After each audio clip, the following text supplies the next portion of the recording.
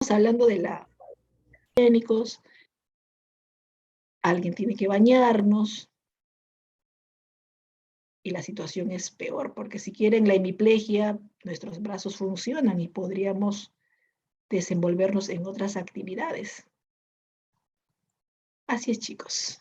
Entonces ya sabes, cuida tu columna, cuida tu médula espinal, no subas a lugares altos si es que no tienes algún soporte de seguridad. A veces retar al peligro nos trae consecuencias como quedarnos en silla de ruedas para siempre, ¿verdad? Entonces la médula espinal es el centro de los reflejos, conduce el impulso nervioso a la información y lesiones puede generar hemiplegia o cuadraplegia. Ahora vamos a concentrarnos en el encéfalo. Todo este conjunto de órganos que está en la parte superior viene a ser el encéfalo. El encéfalo está conformado por tres partes. El encéfalo está conformado por el cerebro, que es un órgano muy importante, porque gracias al cerebro pensamos, gracias al cerebro imaginamos, gracias al cerebro tenemos procesos mentales.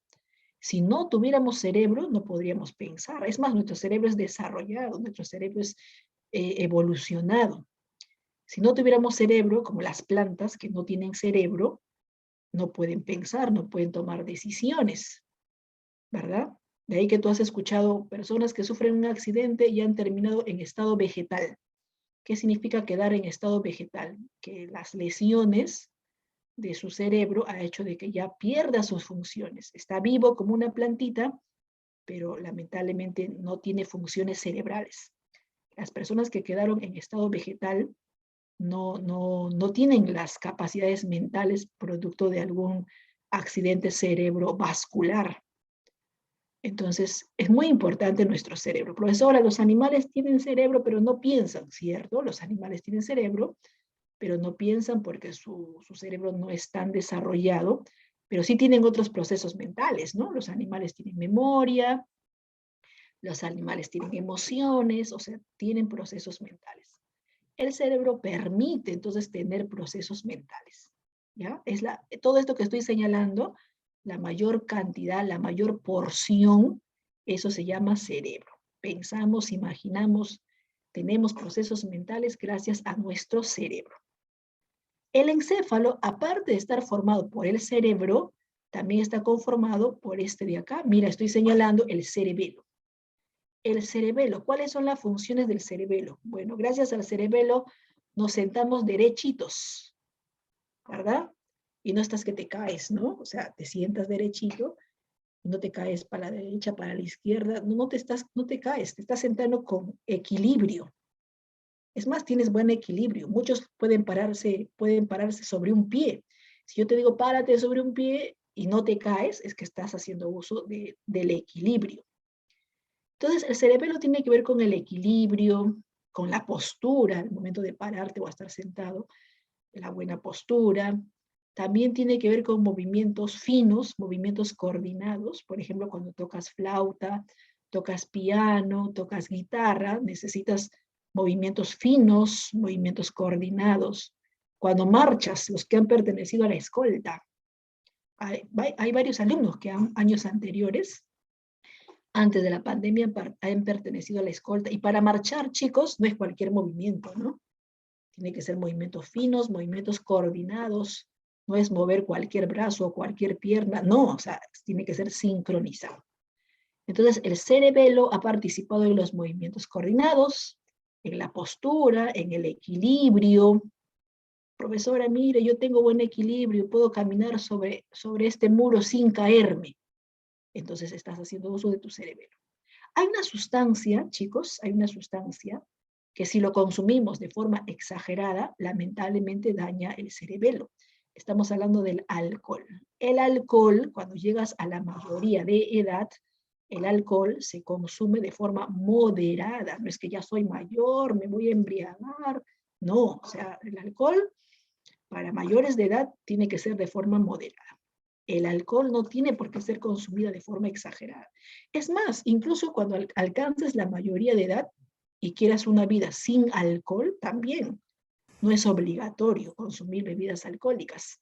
Tú puedes socializar de otra manera, ¿no? Pueden ir al cine con tus amigos, pueden comer helado con tus amigos, pueden cenar o almorzar con tus amigos, pero todo lo van a ver bebidas alcohólicas como nuestros padres o nuestros hermanos, no. El cerebelo daña las funciones, en este caso, el alcohol daña las funciones del cerebelo. Tú has podido notar que una persona ebria no coordina bien. Una persona que haya bebido demasiado no coordina bien sus movimientos, se cae, hace la vergüenza de su vida, ¿no?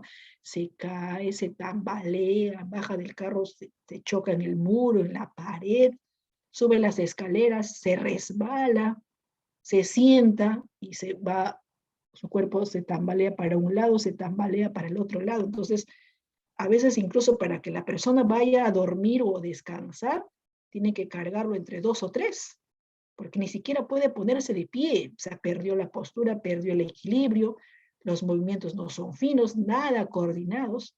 Peor si así se pone a manejar auto.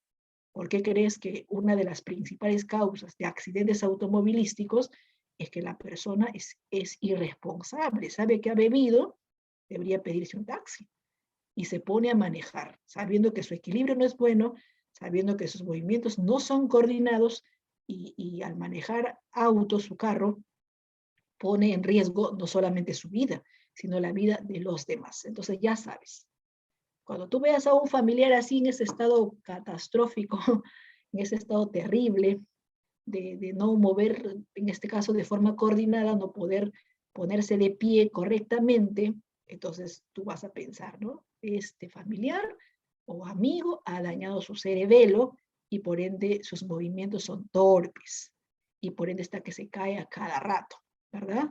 Ha exagerado con las bebidas alcohólicas y nosotros tenemos que saber beber de forma moderada en el futuro, ¿sí? Entonces, saber decir hasta cuándo sí puedes continuar bebiendo y hasta aquí no más, porque si no voy a hacer pues la vergüenza de mi vida, el papelón, al no poder ni siquiera ponerme de pie, ¿cierto? Entonces, el encéfalo se divide en el cerebro, encargado de elaborar los procesos mentales. Se divide en el cerebelo, que participa en la postura, equilibrio y movimientos coordinados. Se divide en 3 partes. La tercera parte es el bulbo raquídeo. Esto que está acá, estoy señalando, chicos, es el bulbo raquídeo. Lo de abajo era la médula espinal, ¿no?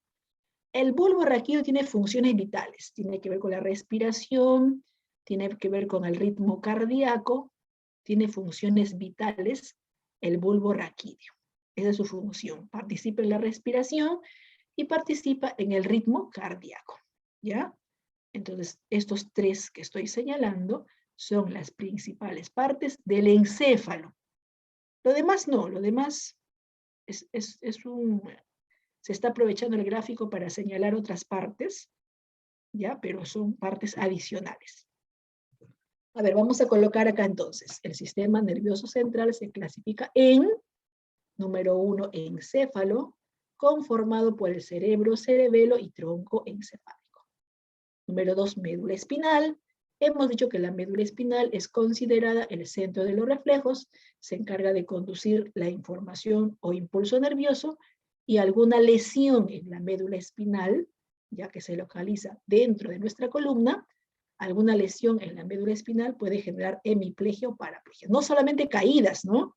Por ejemplo, en una balacera, si una bala se localiza en nuestra columna vertebral, roza nuestra médula espinal o atraviesa nuestra médula espinal, también podríamos quedar hemipléjicos. Listo. Acá está la función del cerebro.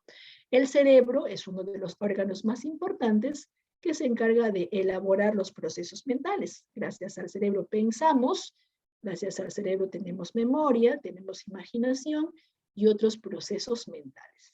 El cerebro es un órgano de mayor tamaño. Mira el tamaño del cerebro.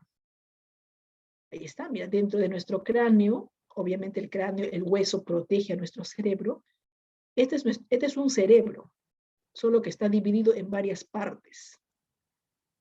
Pero todo esto es un cerebro.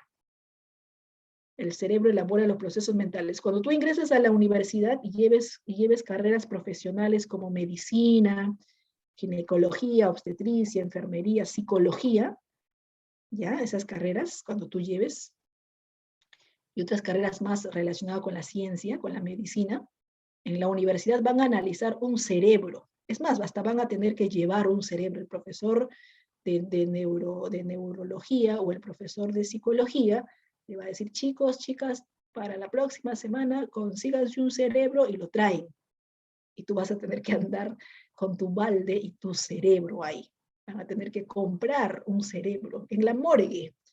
En la morgue venden cerebros de personas cuyos familiares no han reclamado al cadáver y ustedes compran, pagan por ese cerebro, lo llevan a la universidad y lo analizan parte por parte, su funcionamiento, los pliegues, cada surco, cómo se llama, para qué sirven, qué participan. Así de bonito e interesante van a llevar, con guantes por supuesto, cuando ya estén en la universidad, chicos, ¿ya? Entonces ahí van a analizar el cerebro. El cerebelo hemos dicho que se encarga de la postura, ¿verdad? De la postura, se encarga de nuestro equilibrio, el cerebelo. Por ejemplo, en este dibujito, el cerebelo está debajo del cerebro. Todo esto es el cerebro y acá debajo está señalado, ¿no? Cerebelo. El cerebelo se encarga de la postura, del equilibrio y de los movimientos finos. Hemos dicho de los movimientos coordinados, por ejemplo, a la hora de marchar, a la hora de tocar piano, tocar flauta. Podemos sentarnos derechitos. En fiestas patrias, cuando viene el circo, hay personas que trabajan en el circo y son malabaristas. Otros, por ejemplo, en el circo, incluso en las Olimpiadas, suelen, por ejemplo, caminar en el circo sobre una cuerda y no se caen porque tienen buen equilibrio. Ahí están haciendo uso de su cerebelo. Sabemos que el consumo exagerado de bebidas alcohólicas daña el cerebelo. El tronco encefálico. Bueno, el tronco encefálico, acá en este dibujo, al tronco encefálico lo han llamado bulbo raquídeo. Es que una de las partes del tronco encefálico es el bulbo raquídeo. El tronco encefálico o bulbo raquídeo tiene que ver con las funciones vitales. Hemos dicho, tiene que ver con la respiración, tiene que ver con el ritmo cardíaco. Es considerado como el núcleo de la vida, ¿no? Porque mira, ¿qué pasaría si no respiramos? ¿Qué pasaría si hay una parálisis de la respiración? Si no respiramos, automáticamente dejamos de existir. Como el caso de COVID, de la pandemia, era necesario respirar. Si tú sientes que te falta el oxígeno o el familiar y no puedes respirar, tú sientes que se te va la vida. Entonces, en esa respiración tiene que ver el tronco encefálico. También tiene que ver con funciones como el ritmo cardíaco, ¿no? Si hay un problema a nivel del ritmo cardíaco, a nivel del corazón, o un paro cardiorrespiratorio, dejamos de existir. Entonces, es una estructura muy importante. Si una bala ingresa y daña el tronco encefálico, o si un fierro en un accidente atraviesa el tronco encefálico, es muy probable que dejemos de existir de forma inmediata. Pero si una bala atraviesa el cerebro, no necesariamente vamos a fallecer. Hay personas que han vivido con una bala en su cerebro varios días hasta que lo operen. Claro, es doloroso, sí, pero ha habido personas que han vivido con una bala en el cerebro y hasta que le han tenido que extraer la bala. Quiere decir que no necesariamente la persona que recibe bala en el cerebro fallece. Depende, ¿no?, del recorrido, qué venas o arterias ha dañado. Pero si entra ese fierro o esa bala al tronco encefálico, ahí sí es bien difícil que la persona pueda sobrevivir. En el caso del cerebro, ha habido casos de personas que han recibido incluso, se ha atravesado un fierro en su cerebro. Ha habido el caso de varias personas y han vivido. Si el cerebelo se daña, también puede vivir, pero el tronco encefálico, repito, como tiene que ver con la respiración y el ritmo cardíaco, que son funciones importantes que en estos momentos se tiene que realizar, dejamos de respirar o hay un problema cardíaco, fallece el familiar. Listo. Todo esto es el cerebro, ¿no? Todo esto. Pero si nosotros dividimos al cerebro en 4 partes, si tú divides al cerebro en 4 partes, te vas a encontrar con pequeñas porciones del cerebro conocido como lóbulos cerebrales. Entonces, los lóbulos cerebrales vienen a ser el cerebro, pero dividido en 4 partes principales. ¿Ya? Digo 4 partes principales porque hay investigadores que dicen que el cerebro se divide en 5 partes, que hay un quinto lóbulo conocido como el lóbulo de la ínsula. Pero acá vamos a mencionar a 4 partes principales. La porción del cerebro que está a la altura de nuestra frente se va a llamar lóbulo frontal. La porción del cerebro que está a la altura de nuestra nuca, ¿sí?, se va a llamar lóbulo occipital. La que está en la parte de arriba, la porción del cerebro que está en la parte de arriba, se va a llamar lóbulo parietal. Y el que está a la altura del oído, más o menos por acá está nuestra audición, ¿no? Se va a llamar lóbulo temporal. Entonces son 4 lóbulos principales, 5 con el lóbulo de la ínsula, que sigue en investigación, pues que no lo consideran mucho, pero son 4 los lóbulos principales. Cada porción del cerebro tiene funciones. Por ejemplo, el lóbulo frontal tiene que ver con el pensamiento, tiene que ver con el raciocinio, tiene que ver con la toma de decisiones, incluso con la planificación. A ver, ¿qué voy a hacer en la tarde? En la tarde, a las 4:30, voy a estudiar psicología. A las 5 tengo que lavar mi ropa. A las 6 tengo que hacer la tarea del otro curso. Y así planificas tu tarde, qué vas a hacer. Entonces, la planificación de tareas o la planificación de un paseo, ¿no? A ver, el domingo voy a salir con mis amigas o voy a salir con mis primas, con mi mamá en la mañana y en la tarde con mis compañeras. Pero tú estás planificando dónde se encuentran, por dónde van a pasear, si es que fuese una salida. Igual planificas una tarea, dónde lo vas a encontrar la tarea, cómo lo vas a resolver. Eso es gracias a tu lóbulo frontal. Es el área de la planificación de tareas, planificación de eventos. Es el área del raciocinio, cuando tú te pones a pensar, a analizar una cosa, otra cosa. El lóbulo frontal también tiene que ver con tu personalidad. Se relaciona con nuestra personalidad. Una lesión a la altura del lóbulo frontal en un accidente, igual, ¿no? Accidente de auto, salimos volando, nos caemos, estás manejando esos carritos que hay en los juegos y no te has puesto casco, entonces también hay que cuidar nuestro cerebro porque una lesión a la altura del lóbulo frontal podría cambiar nuestra personalidad, depende de la lesión, ¿no? Si el daño cerebral es fuerte, es grave, podría cambiar la personalidad. Es por eso que cuando vamos al psicólogo, el psicólogo nos pregunta, a ver, ¿desde cuándo tienes problemas de personalidad? ¿Has tenido alguna lesión cerebral? Nos preguntan, ¿no? Porque no vaya a ser que nuestra personalidad cambió a partir de ese accidente donde hemos tenido lesiones cerebrales a la altura del lóbulo que tiene que ver con la personalidad. También se relaciona con el olfato, el lóbulo frontal, con los movimientos voluntarios.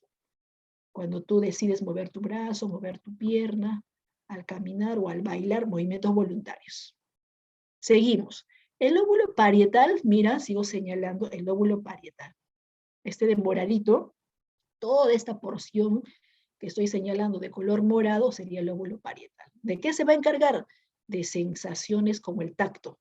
Tiene que ver con la sensación táctil, también tiene que ver con la sensación gustativa, o sea, registra cuando tú tocas algo, la suavidad, la dureza. Cuando tú pruebas algo también, ¿no? Los sabores, tiene que ver con esos 2 sentidos, con el gusto y con el tacto. El lóbulo occipital, que está a la altura de nuestra nuca, tiene que ver con la vista. Al momento de ver imágenes, por ejemplo, ahorita estamos viendo imágenes, estamos haciendo uso del lóbulo occipital. Y el que está a la altura del oído es el lóbulo temporal. Como está a la altura del oído, entonces tiene que ver con la audición. Se relaciona con la audición. Ahora, el lóbulo temporal también tiene que ver con un área muy importante llamado área de Wernicke. El área de Wernicke es un área que nos permite comprender. Es el área de la comprensión del lenguaje.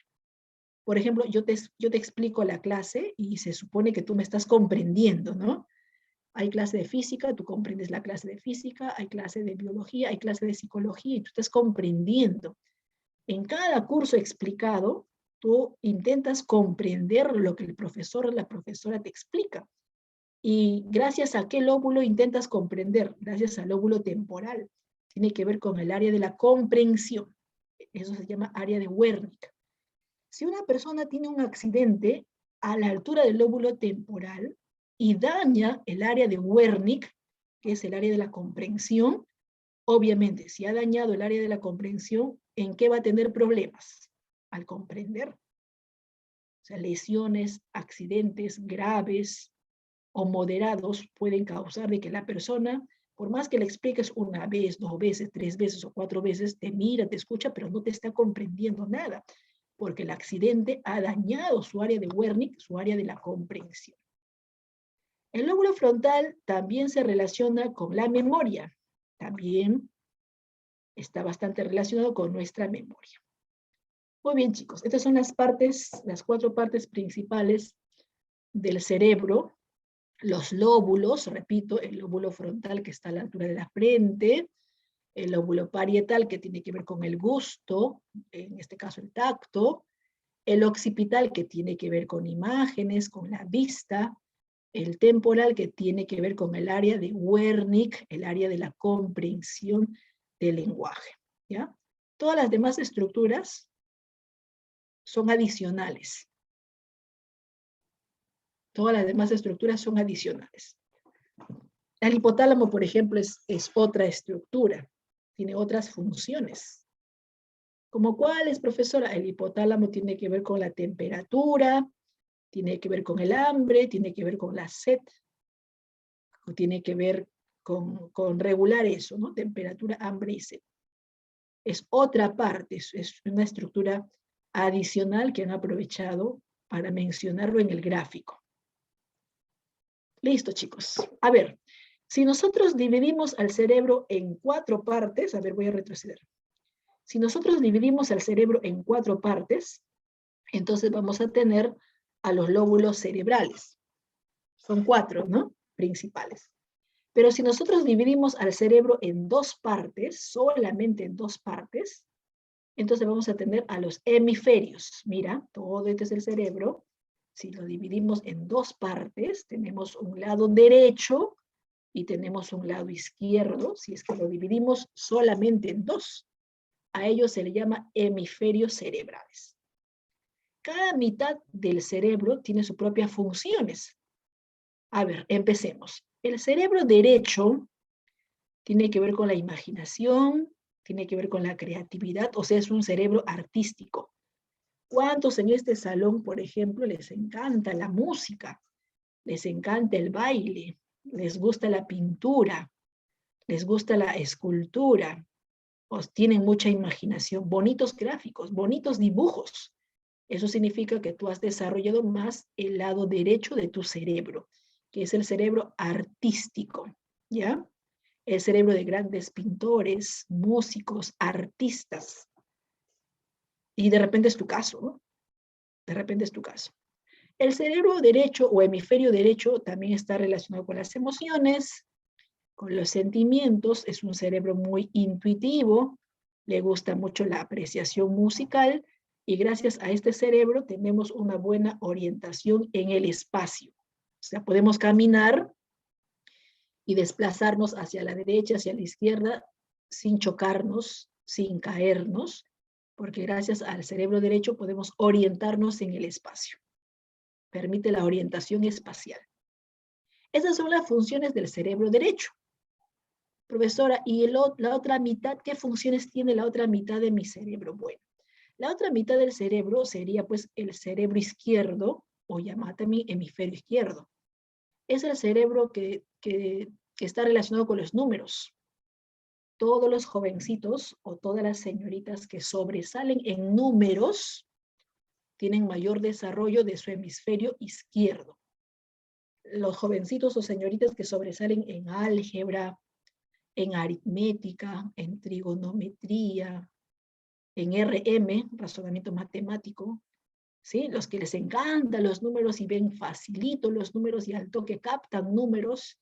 Entonces, tu cerebro, en el caso tuyo, tú tienes mayor desarrollo del cerebro izquierdo, el cerebro de Pitágoras, ¿no? Pues Pitágoras sobresalía en números, el cerebro de Albert, ¿verdad? Albert Einstein o Einstein, que también sobresalía en cálculos matemáticos, ¿cierto? Entonces, el cerebro matemático, los que sobresalen en números, reconocen fácilmente símbolos, sobresalen en la lógica matemática, también sobresalen al momento de hablar, de expresarse, comprenden lecturas, tienen facilidad en la escritura, tienen buen razonamiento matemático, vuelvo a repetir, y un excelente aprendizaje. Entonces, estas son las características de aquellos que tienen más desarrollado su cerebro izquierdo. Y este otro son las características de aquellos que tienen más desarrollado su cerebro derecho. ¿Sí? Nosotros desarrollamos bien o más el derecho o más el izquierdo. Difícilmente los dos. Generalmente desarrollamos o más el derecho o más el izquierdo. A la mayoría les sucede eso, ¿no? Entienden de forma perfecta los números, pero están perdidos en letras. A otros les sucede al revés. Les encanta letras, pero están perdidos en números. Difícilmente hay dominio de los dos. Puede ser que sí, pero son pocos los casos. Otra función, chicos, es que el cerebro derecho controla al movimiento de tu cuerpo izquierdo.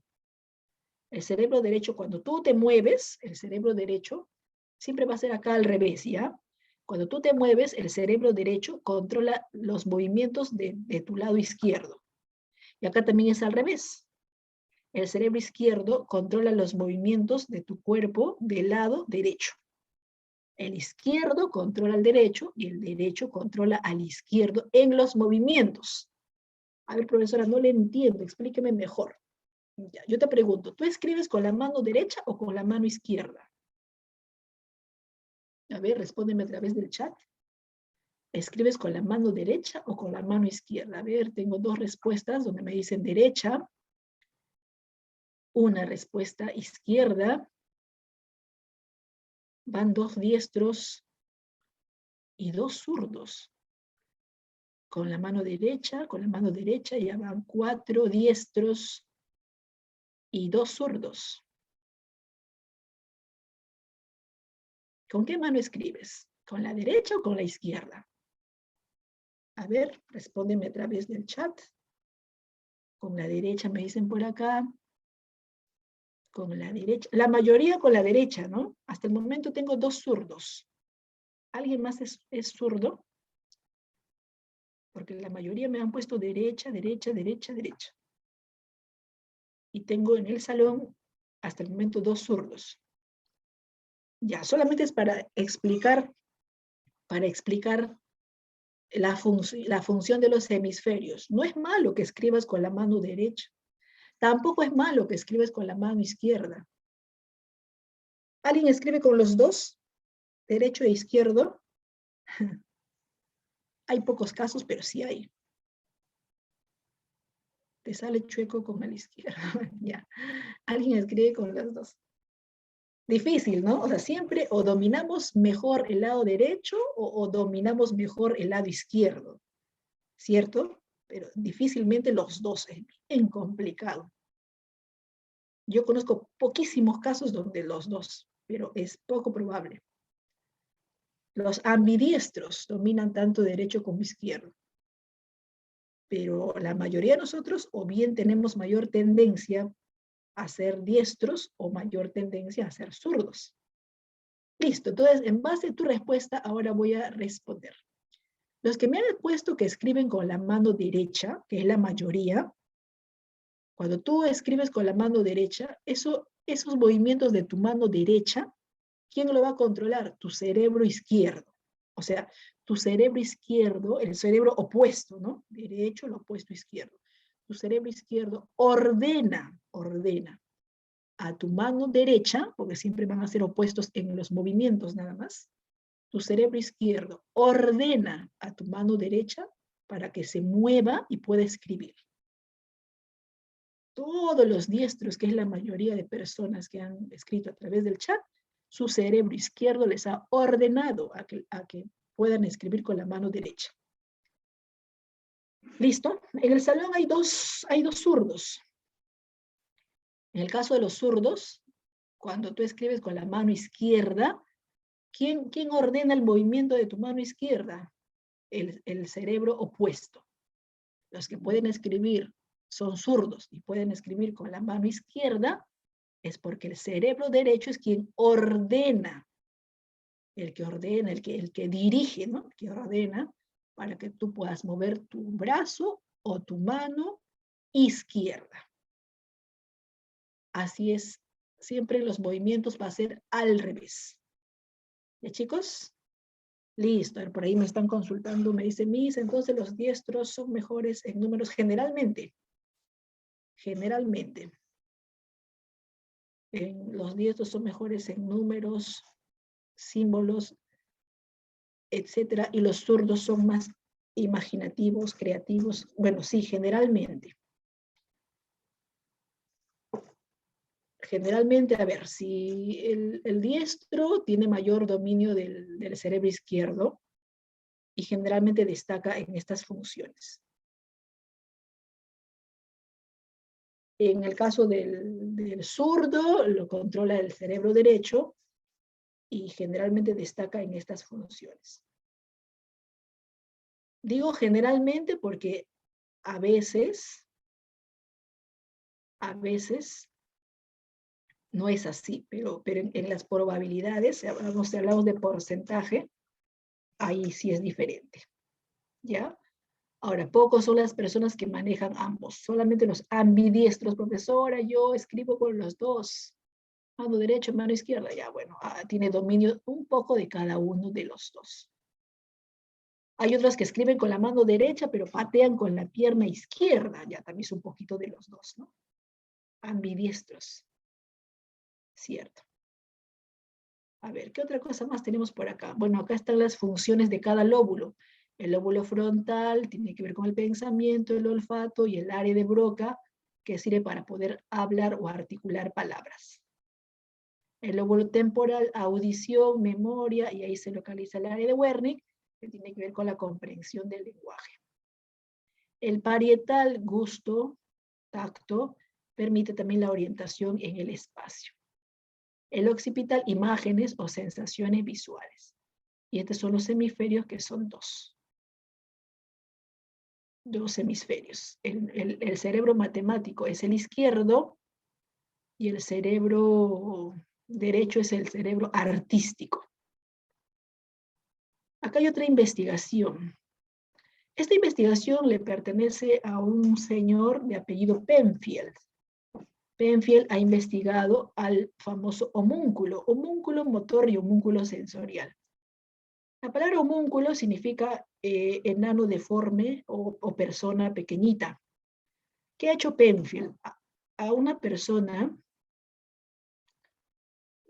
en un laboratorio, obviamente de forma voluntaria, ha pedido a personas que pueda estimularle su cerebro, su corteza cerebral. Esto que vemos acá, de color lila, está de color lila, viene a ser el cerebro de una persona que está recostada. El cerebro, o llamada también corteza, porque la parte externa es la corteza. ¿Qué ha hecho Penfield?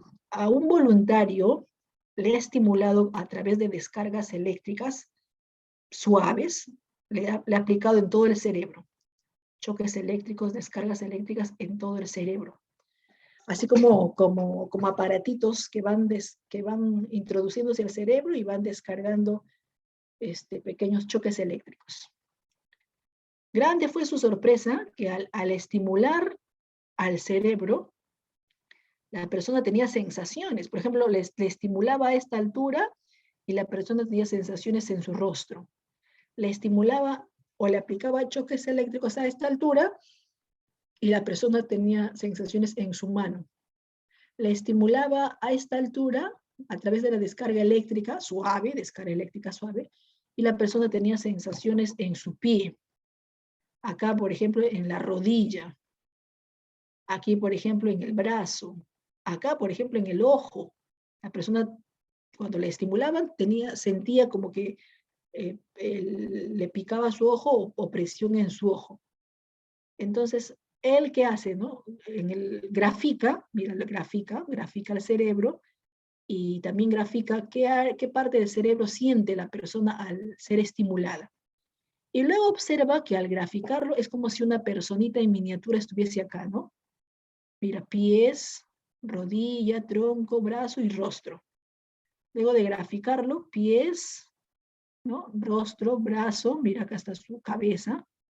Es como que a lo largo de todo nuestro cerebro, nuestro cuerpo estuviese extendido, ¿verdad? Y podemos sentir cada partecita de nuestro cuerpo. Al dibujarlo, bueno, se ve como una personita en miniatura, a la cual lo llamó homúnculo. Homúnculo motor, homúnculo sensorial. Así lo llamo. Esta es la investigación de Penfield. Ahora sí, nos concentramos en las preguntitas. Por ejemplo, la pregunta número 1 me dice, respecto al lóbulo temporal, señalemos la secuencia correcta de verdadero o falso. Vamos a concentrarnos, ¿ya? Funciones del lóbulo temporal, chicos, verdadero o falso.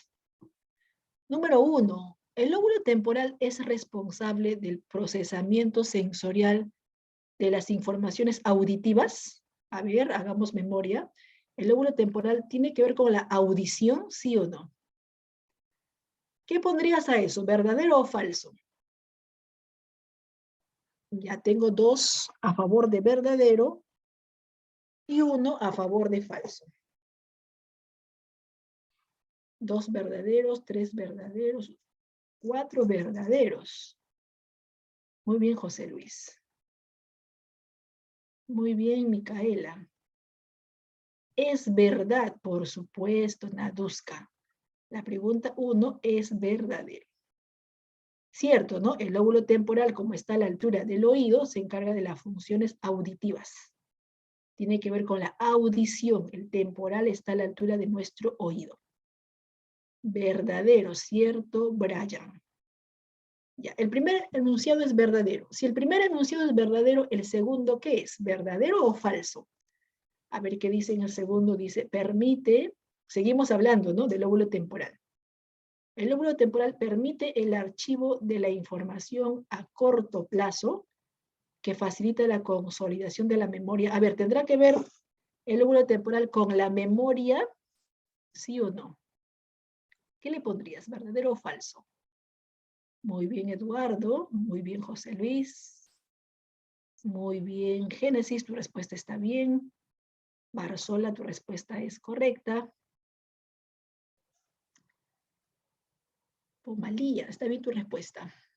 ¿Verdadero también? Por supuesto, es verdad. Y el tercero, porque son 3 enunciados. El lóbulo temporal, chicos, se encarga del procesamiento del lenguaje comprensivo. Recuerda que el lenguaje comprensivo tenía que ver con el área de Wernicke, ¿no? El área de Wernicke nos permite comprender.